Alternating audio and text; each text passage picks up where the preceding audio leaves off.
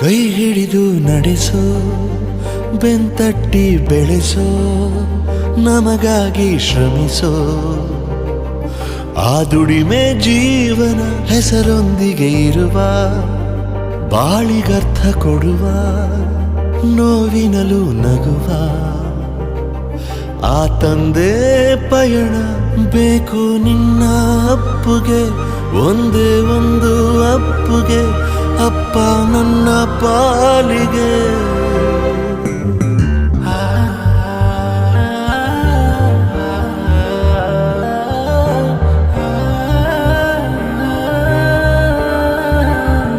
ಸರಿ ತಪ್ಪು ತಿಳಿಸೋ ಸಂಸ್ಕಾರ ಕಲಿಸೋ